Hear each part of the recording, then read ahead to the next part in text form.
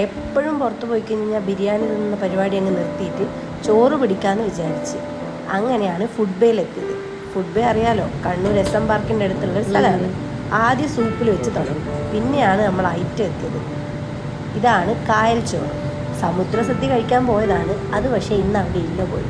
നോമ്പൊക്കെ തുടങ്ങിയില്ലേ, അതുകൊണ്ട് സാധനം കിട്ടിയില്ല. ഇത് വെച്ച് അഡ്ജസ്റ്റ് ചെയ്തു. 350 രൂപക്ക് ഒരാൾക്ക് നല്ല തൃപ്തിയായിട്ട് കഴിക്കാനുള്ള സംഭവം ഇതിലുണ്ട്. ഇതിൽ വരുന്നത് എന്തൊക്കെയാണെന്ന് വെച്ചാൽ ഞണ്ടുണ്ട്,